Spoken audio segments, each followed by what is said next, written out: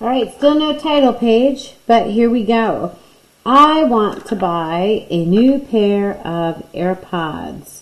I already have $55 saved from my birthday money from Grandma and my favorite Aunt Tracy. I have a job every afternoon where I make $10 walking my neighbor's dog. An equation I can use to help me is y is equal to 5x plus 55. Here's a picture of my AirPods. Look how much they're going to cost me. Yikes. All right, so here's what I want you to do. I want you to go through your notebook as you're doing this assignment. If you look at assignment number 1, we talked about checking solutions and solving for y. When we check a solution, we put an xy ordered pair into an equation to see if it works. So we want to say, if I walk the dogs 10 times, will I have enough money to buy the AirPods? Show work to support your answer. Well, if my goal is $139 and I work by walking that dog 10 times, do I have enough money?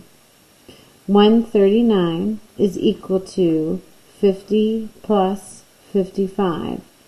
Is 139 equal to 105? No. So therefore, over 10 and up 139 is not a solution. All right. In activity or notes number 2, we talked about graphing using a table of values. And I want you to enter this equation into our function screen. So here's my calculator. I'm going to turn it on. And if you need to, second memory 712 will clear your memory. So we're going to go to our y is equal to screen. 5x plus 55. Now let's talk about what these numbers mean. This 5x is my slope. This 5x is my rate of change. Every time I walk the dog, which is represented by my x's, my number of walks, I get $5. It's a constant rate of change. My output from the story represents my money. This 55 is the constant, and that's what I started off with. I already had money from Grandma and Aunt Tracy. Okay, so once I put that into the graphing calculator, I can go ahead and press graph, and I can look at a picture of it. Oh dear, it's way far out. I can zoom choice 3 out, press enter twice, and then I get a better idea of my line. If I go to my table of values, then I can see all of the possible output values. So with no walks, I have the $55 from Grandma and Aunt Tracy. After one walk, I've made $5, which gave me $60 in total when I added it to the 55 I had at the start. This one's tricky because this is my output, and I want to know how many dog walks gave me $80. So I'm going to look at my table of values, and I come down and see, oh look, there's 80. So I can come down and recognize, okay, after 5 days of walking that dog, I've got $80. 10 days of walking the dog, I've got $105. 15 days of walking that dog, $130. I have 135 as an output. I want to know how many times I walk that dog to make that much more money. There I am at 16 walks.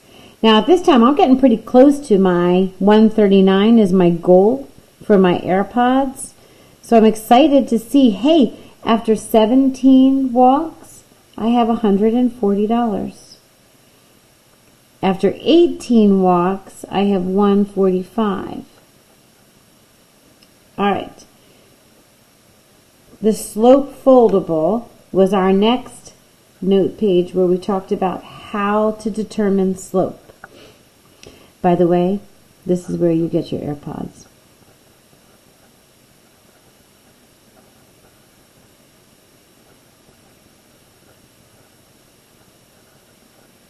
You're going to have to walk that dog 17 times. You'll have $1 left over. All right, your slope foldable. The rate of change can be determined from an equation, a graph, or a set of ordered pairs. What is the rate of change from the story above? It's $5 per dog walk. That's how much your pay went up every time that you worked. All right, a few more slopes to practice. Find the slope. If you're given an equation, your slope is going to be this coefficient to the x. So your slope is equal to -2/3. If I have these points, I want to find my slope. I'm going to say my slope is equal to the difference of my y's over the difference of my x's. And I have to make sure that I do them in the same order. 7 minus 2 is over -3 minus 5. So it looks like my slope is 5 over -8. If some of you are a fan of the slope snake, you can go ahead and wind him through, and you can see that 7 and 2 are in my numerator, and 5 and -3 are in my denominator. If you did your slope in an opposite order, 2 minus 7, 5 minus -3, please know you're going to get the same answer. You're going to get -5 over +8. Take a minute and think about how these two values are completely the same. All right. Given this ordered pair, let's go ahead and find that slope. We have 5 minus 5, that sounds strange, over 10 minus -2, which gives me 0 over 12. When I have a slope of 0, remember Slope Dude says, this is zero fun. This is zero fun, which means I have a horizontal line with a slope of 0 and a y only in the equation. This is going to be a horizontal line. It has a slope equal to 0. And the equation of this line is going to be the rule where y is always equal to a constant value, and that value is 5. All right, I'm suspicious. Once they have me do a horizontal line, what do they normally have me do next? Uh-oh, I was right. So my slope is going to be equal to -6 minus 3, because that's y2 minus y1 over 8 minus 8, that's x2 minus x1. And I wind up with -9 over 0. Guess what? We're not allowed to divide by 0. A fraction represents a part out of a whole, and if I have no whole, I can't have a part. So we call this slope as undefined. When we want to describe that line, I know it's going to be a vux. It's going to be a vertical line. That's the up-down one.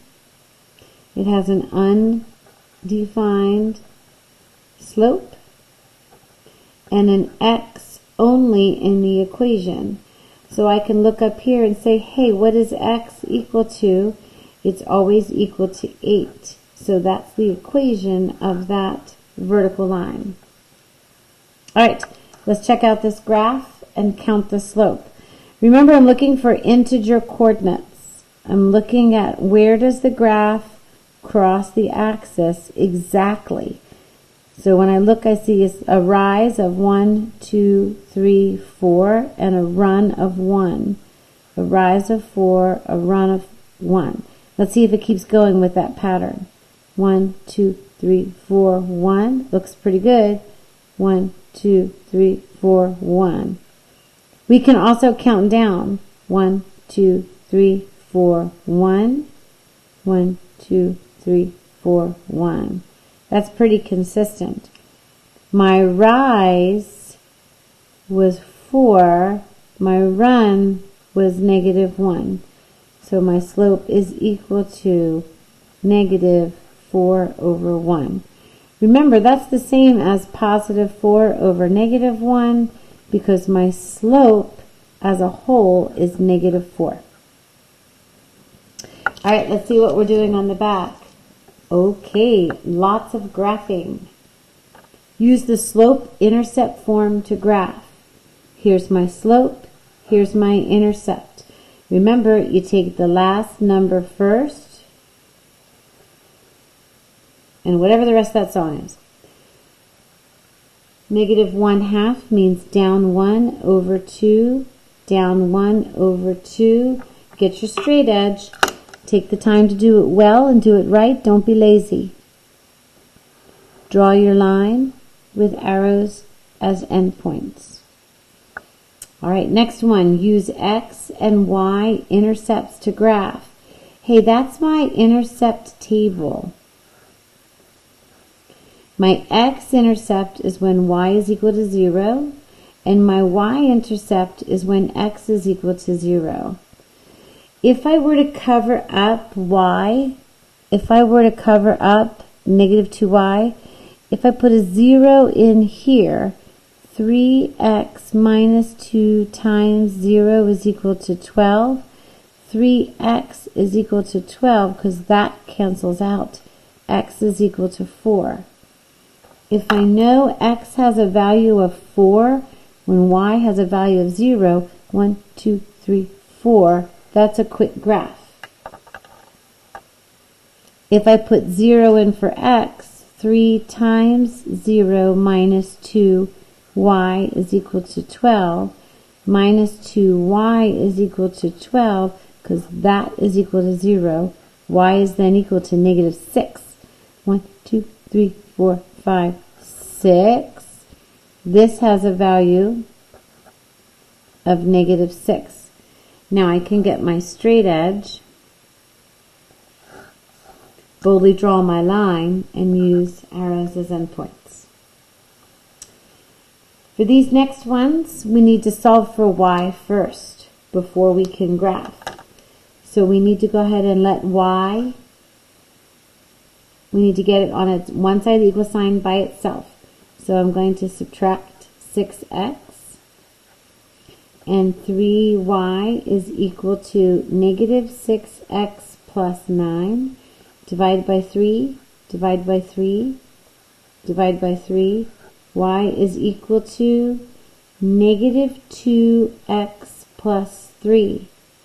That's an easy thing for us to graph. Here's my b. We're going to go ahead and graph that. 1, 2, 3. And here's my slope. Rise 2.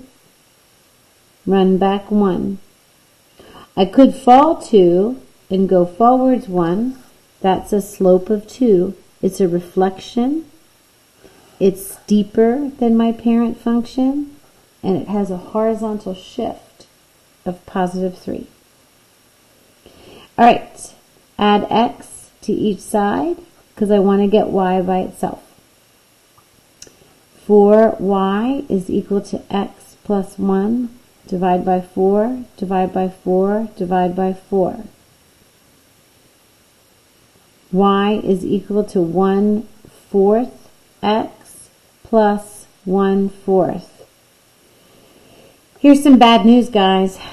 That's my b, and I can't graph that. I know it's going to be somewhere around there, but I can't count the slope from a line that's not an integer. So let's go to the calculator. I'm going to go ahead and go to my calculator, and I'm going to enter that equation in. 1 divided by 4x plus 1 divided by 4. There's my graph. It's very flat. And now I want to see my table of values. What I want you to see here is that every fourth one is a whole number. That's what we can use to graph.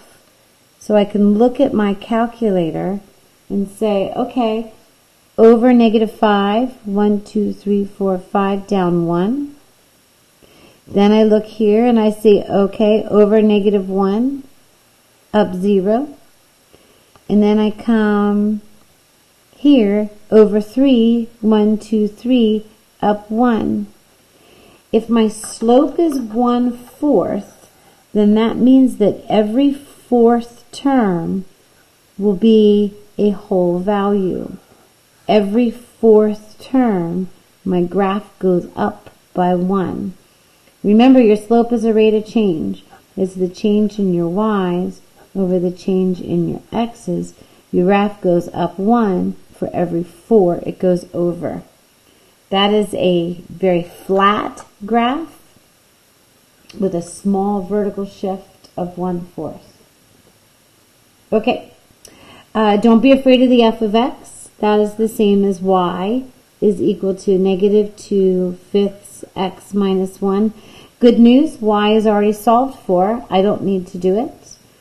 I'm going to start here at -1, and I'm going to rise 2 and run back 1, 2, 3, 4, 5. I want my graph to be a reflection because of that negative sign. That's the same as falling 2 and running 1, 2, 3, 4, 5.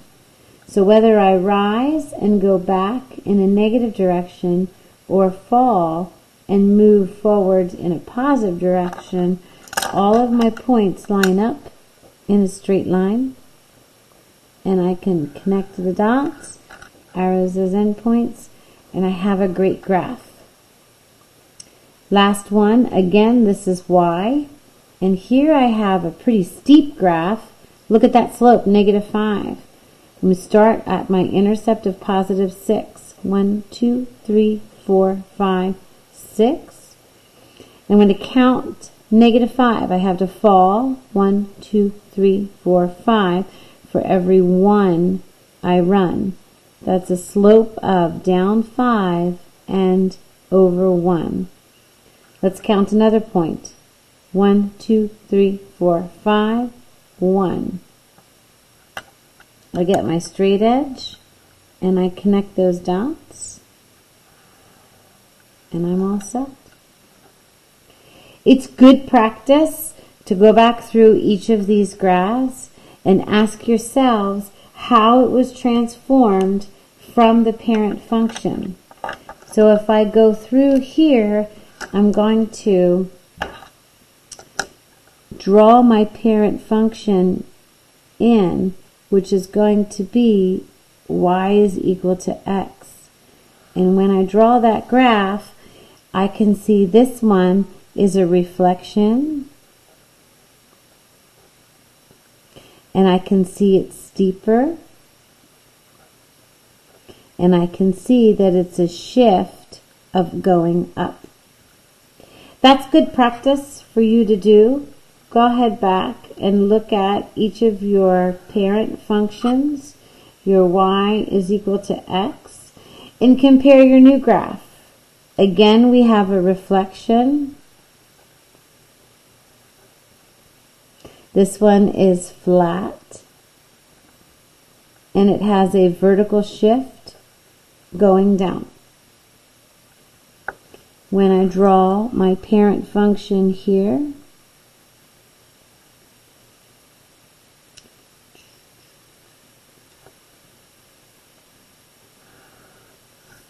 and I look at how my graph has been changed, it's not a reflection. It's definitely flat, and it has the slightest vertical shift, just a little itty bitty one there. When I look at this graph and the parent function of y is equal to x, I again have a reflection, all these negative slopes. This one is steeper, and I have a vertical shift up. That's good practice for you to look at each graph and compare it to the y is equal to x parent function. All right, your test is next class period. Make sure you study, and do the review packet tonight. Check back over the weekend for more videos.